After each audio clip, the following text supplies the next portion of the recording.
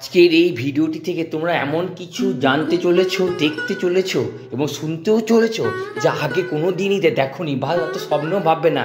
এই তেরোচূড়া মন্দিরের কী রহস্য সেটি জানবে। পুরীর জগন্নাথ দেবের মূর্তিটি যেমন নিম কাঠের তৈরি, এই বাবা ভৈরবেশ্বর নাথের মূর্তিটিও সেই নিম কাঠেরই তৈরি। কারণ জানলে গায়ে লোম খাড়া হয়ে যাবে। এবং শ্রী শ্রী বৃন্দাবন ধাম থেকে আসা রাধা গোবিন্দজিও এবং এই মন্দিরের ভেতরে অনেকগুলো গোপাল আছে, রাধাকৃষ্ণ আছেন এবং কেন একসঙ্গে এতগুলো মূর্তি বিরাজ করছেন। আর ইনি হচ্ছেন মন্দিরের প্রধান সেবায়িত। আজকে আমরা এনার কাছ থেকে সব কিছু শুনব। তেরোচূড়া মন্দির, বাবা ভৈরবেশ্বর নাথ এবং শ্রী বৃন্দাবনজিও কেন একসাথে বিরাজ করছে, এর পিছনে কি রহস্য আছে এবং এই মন্দিরের কি মাহাত্ম্য আছে, সমস্তটা জানবো। তোমরা ভিডিওটি প্রথম থেকে শেষ অবধি মন দিয়ে দেখতে থাকো, শুনতে থাকো।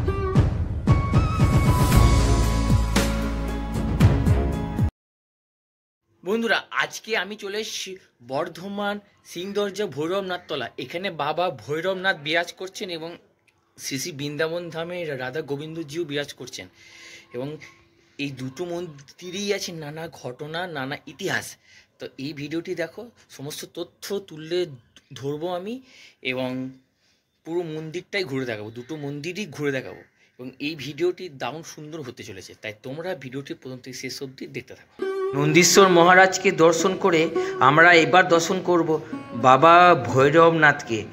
তো এই ভৈরবনাথ হচ্ছেন স্বয়ং শ্রী জগন্নাথ দেবের প্রতিরূপ অর্থাৎ প্রতিমূর্তি। কারণ জগন্নাথ দেবের যে মূর্তিটি নিম কাঠের তৈরি, ওই একই নিম কাঠের তৈরি বাবা ভৈরবেশ্বর নাথের এই মূর্তিটি। এখানে স্বয়ং বাবা নিজে বিরাজ করছে। আর ইনি হচ্ছেন বাবা ভৈরবেশ্বর নাথের খড়ম। শোনা যায় উনি নাকি মধ্যরাতেই এই খড়ম পরে ওনার মন্দিরের সামনে উনি নাকি পায়চারি করেন।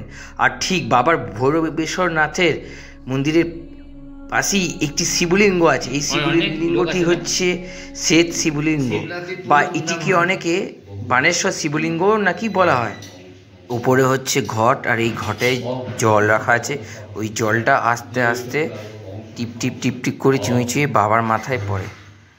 তো দেখতে পাচ্ছ এই সেই শিবলিঙ্গ বা বানেশ্বর মহাদেব। আর পুরোহিত মশাই তো পুজো অলরেডি করছেন। এরপরে তোমাদেরকে মেন ঘটনাগুলি শোনাবো। এই তিনটি মন্দিরে যিনি প্রধান সেবায়িত, উনি তোমাদেরকে সব ঘটনাগুলোকে খুব সুন্দরভাবে গুছিয়ে বলবেন। এবং তোমরা ভিডিওটি শেষ অবধি দেখতে থাকো, তাহলে অনেক কিছুই জানতে পারবে। এবং ভিডিওটি শেষে সারপ্রাইজ আছে তোমাদের জন্য। আর দেখো, এই যে শিবলিঙ্গগুলি দেখছো না, এই বাবা বানেশ্বরের মন্দিরের গায়ে যে শিবলিঙ্গগুলি, এইগুলো হচ্ছে দ্বাদশ জ্যোতির্লিঙ্গটি। তো বন্ধুরা, এরপরে যাওয়া যাক সেই শ্রী শ্রী বৃন্দাবন ধামজিউ মন্দিরে। তো এটি হচ্ছে বৃন্দাবন ধামজিউ মন্দির, অর্থাৎ এটিকেও কিন্তু এক টুকরো বৃন্দাবন বলা যায় বা বৃন্দাবন ধামও বলা যায়। এখানে স্বয়ং শ্রীমতী রাধা রানীর সঙ্গে শ্রীকৃষ্ণ বিরাজ করছেন এবং তাছাড়া অনেক গোপালও আছেন। আর এই হচ্ছে মন্দিরের ঝাড়বাতি, আর এই হচ্ছে রাধাকৃষ্ণ, চাঁদ, বাকি বিহারী, ছোট ছোট গোপাল এবং অনেকগুলো সিংহাসনও আছে। এই রাধাকৃষ্ণের বিগ্রহের পাশেই স্বয়ং মা মনসাও কিন্তু বিরাজ করছেন। বন্ধুরা, এরপরে আমরা সেবায়েতের কাছ থেকে জেনে নেব এই মন্দিরের কাহিনী ও তার মাহাত্ম্য। হ্যাঁ, বক্সারমল খান্না ভগবান মহারাজার তেজচন্দ্র তার প্রধান সেনাপতি হচ্ছে বক্সারমল খান্না। বক্সারমল খান্নার বসর বাটি হচ্ছে এটা। বর্তমান মহারাজা এখানে ওনাকে থাকতে দিয়েছিল। শুধু এইখানটা না, পিছনে আরও ওদের বাড়ি এখন আছে, অন্য মহল ভেঙে গেছে। এই ঢোকার মুখে ছিল সিংহ দরজা। এই সিংহ লাগাতে পারতো একমাত্র ওই সময় বর্তমান মহারাজা ব্রিটিশ আমলে তথা তার তোমার প্রধান সেনাপতি বক্সারমল খান্না। বক্সারমল খান্নার পরে আছে পিয়ালিমোহন খান্না, পোষ্যপুত্র পিয়ালিমোহন খান্না। পিয়ালিমোহন খান্না সময় থেকেই ওরা বাড়ি করে চলে যায় মন্দির, মানে ঈশ্বরীতলা। ঈশ্বরতলা।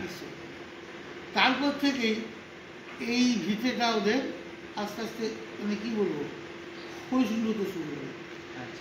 মানে আগের যে আড়ম্বরটা ছিল এগুলো সবই শোনা কিন্তু আমার বাবা দাদুর কাছে, সেইগুলো কিন্তু আস্তে আস্তে কমে গেল। তারপরে হলো কি জমিদারি চলে গেল 52 সালে। তখন এখানে একটি পুরোহিত রেখে তাকে বললো, বাবা আমার পুজোটা করো আর তোমাকে আমি 1.5 টাকা দেবো এর বাবাকে, এই এসব আমলের বাবা, আর তোমাকে থাকতে জায়গা লাগবে। ঠিক আছে, এইভাবেই চলছিল বিগত 50 বছর।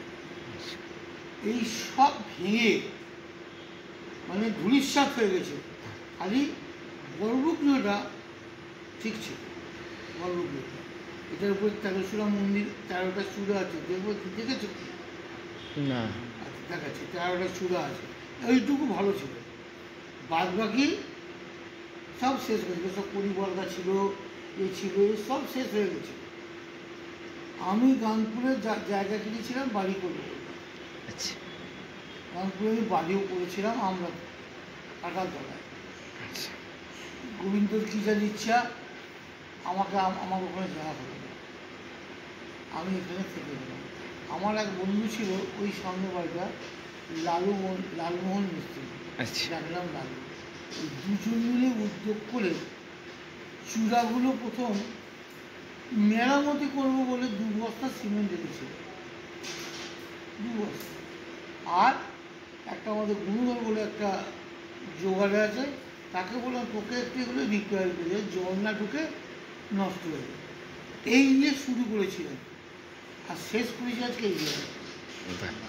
দারুণ, সব গোবিন্দের কৃপা। সব গোবিন্দের। আপনার হাত দিয়ে উনি সেবা পেতে দিয়েছিলেন? আমার হাত দিয়ে না, এটা তার ইচ্ছা ছিল, তার ইচ্ছে ছিল। দিয়ে সেই বাড়ি ও বলল না বিক্রি করে চলে আসতো না। আচ্ছা হ্যাঁ, ওখানে একটু ক্লাবের সঙ্গে একটু ক্যাসেল হলো, দূর আমার পাড়ায় ভালো, চলে এলাম। চলে আসার পরে আমি আমার যা ইনকাম করেছি, আমি কিচ্ছু সাধন করে ছেলে মেয়েদেরকে লেখাপড়া যতটুকু দিয়ে সাথে দেওয়া করে বাদবাকি টাকা আমি মন্দিরে ব্যয় করেছি, করে আজকে এই জায়গাটা দাঁড় করিয়েছি। বছরে একটা উৎসব করি খুব বড় করে, সেটা বছর ডোনেশন। মানে বছরে কবে হয়, মানে কোন দিনটা হয়? শিবরাত্রির দিন। আচ্ছা, তার থেকে 4র্থ দিনের মাথায় পুরো শনিবার শিবরাত্রি হলো, হ্যাঁ মঙ্গলবার দিন এখানে 1000-20 লোককে খাওয়া হয়। 20,000 লোক? ওটাই রাখা হয়। আচ্ছা আর দেখো উপরে গাড়ি আছে ডিস্ট্রিবিউশন করার জন্য। আচ্ছা আচ্ছা, হ্যাঁ, আর দেখো কড়াই হলুদ দিয়ে চাপা দিয়ে আছে, 3টে কড়াই দিতে হবে। আচ্ছা, এটা আর এমনি জন্মাষ্টমী, রাধাষ্টমী সবই হয়। আর এমনি প্রত্যেক দিন কখন হয় পুজো? নিত্য সেবা। হ্যাঁ, নিত্য সেবা কখন? ব্রাহ্মণ আছে। আচ্ছা, এ একটু আসতে দেরি করে। আচ্ছা, সকালবেলা একজন এসে নারায়ণকে সেবা দিয়ে চলে যায়। 5টা নারায়ণ। 5টা নারায়ণ? 5টা নারায়ণ, ওই সব এখন তো জল সেবা চলছে। হ্যাঁ, এখানে দেখলে অনেকগুলো গোপালের বিগ্রহ আছে, শ্রীকৃষ্ণের মূর্তি আছে, অনেকগুলো আছে। গোপালের বিগ্রহ বলতে ধরো তুমি সেবা দিতে পারো নি, হ্যাঁ হ্যাঁ, মন্দিরে দিয়ে গেছে। হ্যাঁ, মন্দির দিয়ে গেছে। হ্যাঁ যেটা হয়, হ্যাঁ, মানে ঘরের মধ্যে গোপাল থেকে কোথাও মন্দির দিয়ে যায়। দিয়ে গেছে। হ্যাঁ। আমি গানপুরে বাড়ি করতে যেয়ে হ্যাঁ, ঠাকুর পেলাম, ওই মহাপ্রসাদ ঠাকুর কালাচাঁদ আছে, কালো রঙের কৃষ্ণ। এক ভদ্রলোক কলকাতায় বাড়ি, সে সেবা চালাতে পারছে না, পারছি বলে ঠাকুর নেবেন দুপুরবেলা পৌষ মাস। আমি বললাম পৌষ মাসে ঠাকুর দেবেন আপনি মন্দির থেকে? বললো আমার কাছে পৌষ মাস আর রক্ত মাস বলে কিছু নেই, আমার কবে দেবেন? জবে নেবেন আর কাল আসবো। ঠাকুর একটি শিবলিঙ্গ, তার সঙ্গে ওই লক্ষ্মী, এই পৌষ মাসে লক্ষ্মী পূজা, অনেক সাজসজ্জা সহ লক্ষ্মী আমি দুটো করে নিয়ে এলাম, সেটা মন্দিরে রাখলাম। প্রত্যেক দিকে লক্ষ্মী পুজো হয় প্রত্যেক পৌষ মাস, চৈত মাস, ভাদ্র মাসে। আচ্ছা বলছি এই মন্দিরের পাশে যে একটা ভৈরবনাথ বাবার যে একটা বিগ্রহ দিলেন ওটা কি পুরোটা কি মানে নিম কাঠের? পুরোটা হচ্ছে একটা নিম কাঠে, একটাই নিম কাঠ? একটা নিম কাঠে। ওই চুল থেকে, পা থেকে, দাড়ি থেকে, মুখ থেকে যা দেখছো ওই নিম কাঠটার উপরে সব এ হয়েছে। ওই নিম কাঠটা খোদাই করে একটা নিম। একটা নিম কাঠের উপরে। একটা আচ্ছা, বাবার মহিমা কি আছে? এই তো শোনো, এই তুমি যেমন ভাবে ডাকবে তেমন ভাবে। আচ্ছা, এই বাবা মন্দির ভেঙে পড়ে গেছিল? হ্যাঁ, আচ্ছা, সেটাও আমরা পাড়ার ছেলেরা সব লোকজন মিলে আবার শিব বাবা মন্দির। আবার তৈরি করলাম। আচ্ছা মহিমা আছে। আচ্ছা। এই ধরো এইবারে 70 কেজি চাল ডাল তার সহ জল ওই দিকের উনুনটা বসানো আছে। আচ্ছা আচ্ছা। উনুনটা হঠাৎ বসে গেল, ফুটছে একবারে, 4টে ছেলে ঘাঁটছে, কিন্তু কান কিছু হলো না। সঙ্গে সঙ্গে ওখানে তো সবাই ছিল, ঠেকা ফেকা দিয়ে দিল, কাজ ছিল, লোহার বিম ছিল, ঠেকা দিয়ে ওতে সারাদিন কাজ হলো। এটাই মহিমা। আর বলছি ভেতরে যে মন্দিরগুলো আছে সেগুলো কি দেখা যাবে? মানলে ঠাকুর, বুঝলে, হ্যাঁ। আর না মানলে কিছুই নয়। কিছুই নয়। এই যে তুমি গলায় কোনটি নিয়েছো, হ্যাঁ।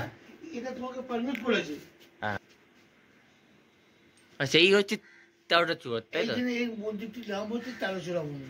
আচ্ছা, এই মন্দিরটার নাম হচ্ছে 13 চূড়া মন্দির। হ্যাঁ। আচ্ছা আচ্ছা। আমি এবার এই মন্দিরের কাছে সিঁড়ি দিয়ে উঠে যাওয়ার চেষ্টা করব। এই হচ্ছে সিঁড়ি, তো এই সিঁড়িটাতে আস্তে আস্তে উপরে উঠবো, তো ধীরে ধীরে উপরে উঠি। একটা একটা করে সিঁড়ি হবে, হ্যাঁ। দুটো করে যাবে।